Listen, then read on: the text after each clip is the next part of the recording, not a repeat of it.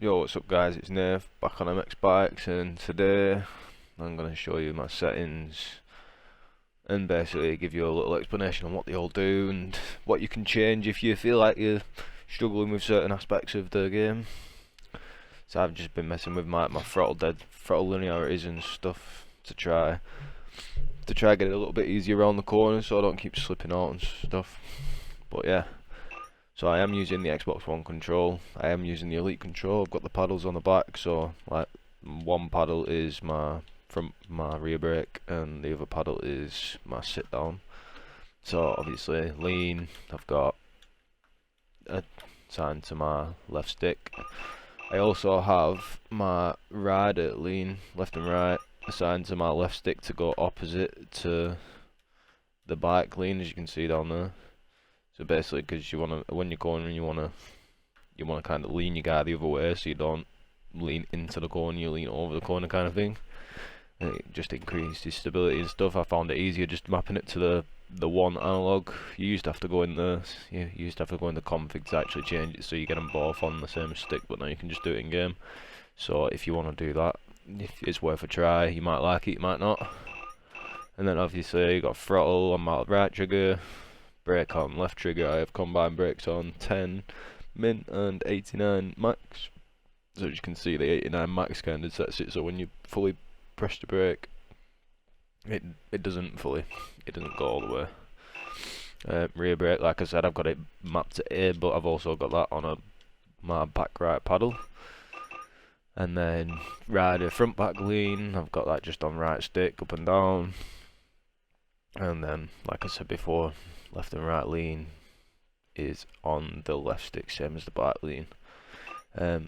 Rider lean tracking, disabled, never used it. I don't have a clue what it does, I'll be honest. Direct lean, I've got it on 60%. I kind of adjust between about 45 and 60. That's kind of trying to find my sweet spot, but 60 seems alright at the minute. It basically just changes how quick your bike leans. After your corner, your bike will lean back up. I'll go into a track and demonstrate real quick. Right, so now we're in the track. I'll basically show you. I'm going third person. So direct lean is basically how quick the bike comes back up after your turn. As you can see, it comes back up pretty quick. And if I was to go on my settings and change it, so just change it to 0 real quick, and you notice it kind of just stays there. I'm not pressing anything at the minute, and my bike just kind of stays, like it just stays with the bike with the boards turned until you straighten back up yourself. I don't recommend playing like that, but each to their own preference, I guess. And then obviously if you put it up to 100%, it's going to basically spring straight back up.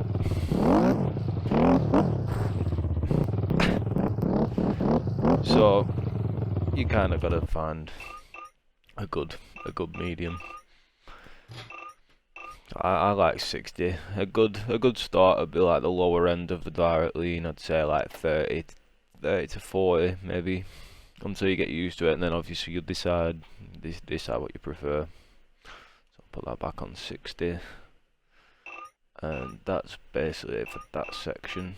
Now you've got all the advanced, which is all your dead zones, linearities, smooth, and your gain. So on the bike lean, I have my dead zone at 8%. That is basically, you basically just want to wiggle your analog until, like, make sure you don't get any stick drift input. So my control is quite old, so I got it at 8%. If you've got a relatively new control with no stick drift in the middle, you can probably have it on like 4 or 5, just as low as you can get it without any unwanted movements. Linearity, I got that on 160, so that basically, if I was to put a bit of input on and just slide the slider, so that's 100% linear there, so that's a direct curve. Well, not a direct curve, a direct thing. And then as you was to increase it, it'd be less accurate in the middle. Basically, the higher it is, the less accurate in the middle, and the more accurate at the end, which is kind of what you want. I thought that were a bit backwards at first, but when you get used to it, it's if you're going hard into a corner and you turn real quick, and you won't wash out as easy, because if you don't go all the way, then it's so much accurate, like so much more accurate towards the end of like that part. As you can see, like this part's like your most important area of turning, because that's like the give and take of if you're gonna come off or not. Smooth, I've got the press on 7 and the release on 5. So it's basically just how quick your inputs will be kind of like gradually, like a little bit of a gradient instead. And then my release, I've got that on 5%, just a little bit lower than the press, so it kind of comes off a little bit quicker. It's not really a noticeable difference of quickness, but it feels quite nice. It doesn't spring the bike back onto you or anything. Obviously, if you was to have a direct lean on high, you might want this a bit higher up as well, just so it smooths out the kind of springiness the game feels like sometimes, but also physics and all of that. And I have my gain for lean on 89.8%, which basically it makes it not go all the way. So if you feel like you're struggling coming round corners and you're coming off all the time because you're sliding your front end out and you're washing out, then I'd try to lower this. So if you are actually slamming it into corners all the time, then you don't mess up due to that. And then my throttle advanced, dead zone 0. You should generally be on 0 if your trigger has a little bit of slack in it. I've never had that happen to mine, but you never know. Just adjust to that. Make sure you got no unwanted movements in your trigger. Linearity, I've got that on 50%, so that's basically means it's more accurate around this like first half, and then as you get on more, it'll max out much easier. But it lets you control your throttle a bit easier on corners and stuff. Smooth 0. You don't want any delay on your throttle. You shouldn't need it anyway. And gain 100%. You just leave that as is. Brake, basically all stock. I'm not sure whether smooth comes on by default with the brake, but it's good to have it on a little bit, just so you don't slam. Like if you do actually have to slam on, as you can see, slamming the trigger now, and it gradually puts it on, so it's not just going to lock your brake up for you. It's a lot more forgiving than it would be without the smoothness on. 10% release, because you don't really need it to be smooth coming off. And my gain is on 95.9%, which, as you can see there, it doesn't let the brake go all the way. Right, so now the rear brake, basically all the same as the front brake. The gain is a little bit lower, put that on 83.5. It doesn't affect anything but the actual rear brake mapped button. So I use the rear brake to kind of bring the bike back forward when I'm going over jumps and stuff. It doesn't really have any other use. Obviously I got combine brakes on, so when I'm doing normal braking, then it will just brake when I'm braking. And clutch, they're all stock settings. It puts it on smooth for you as standard with a 5% release, minimum 100% gain, and that's all there is to that. Rider, front back lean, I got my dead zone on 8. Once again, you want to set your dead zone so you don't get any unwanted movements in your analog. Linearity, 100% standard. You don't really want any linearity in your front and back. It doesn't really need it. Don't really need smooth either. You kind of want your front and back inputs to be direct and when you need, as you're cornering and jumping and stuff. And gain on 100%. So all them are stock settings apart from the dead zone. Rider, left and right lean, dead zone 8%. I would put this as the same as the dead zone on your lean if you're using the same analog as I'm using. Linearity 135%. Once again, it just makes it less accurate in the middle and more accurate towards the end, which is kind of what you want. Smooth on 30% and 20% release, and gain 100%. Now for input 2, I don't have a clue what preload does. Sometimes if you hover over a setting it'll tell you what it does, but this one doesn't. I got my shift up as B, I got my shift down as X. I've come from playing Forza and MXGP on Xbox and console and stuff, which generally your shift up and shift down will be the same, so I'm just sticking to what I'm used to. Push bike, which basically you roll your bike backwards and forwards with your feet. I've got that set to up and down on the D-pad. Sit, I've got that mapped to my right stick button, but I also have that on my back left paddle as well. I would highly recommend putting direct sit on as well, so basically you don't have to press your sit button again to sit and not sit. You basically just hold it down when you want to sit round corners, and it makes it so much better. Dab, you won't really have to mess with dab. I've got automatic rider dab on anyway. I think it's like when you're cornering or you're going slow around something, it'll kind of like put your foot on the floor to keep you stable, keep you up. Reset, back button on the Xbox. Track marker, I usually will have that on start. I don't know why I've not got it on, but that's for when you're on testing. You just hold the track marker button, and it'll set a track spot where you can respawn to, and you just press it. Look back, I've got that set to my right bumper. Heading, which is looking left and right off the bike, I've got that set to D-pad left and right. And tear off, which is when you get dirt on your screen, dirt on your goggles, you press the tear off button and it'll tear it off. And all these you don't really need. They're just all gestures, tricks. Like if you want to be fancy, you can set one of your buttons to tricks, but I don't bother. All these are just replay. When you're in the replay thing, I've got it all set so I can use my controller to change them all basically, instead of having to use the keyboard buttons. So I can look around, rotate, and basically get all my replay clips with my controller. Graphics, I have basically all maxed out.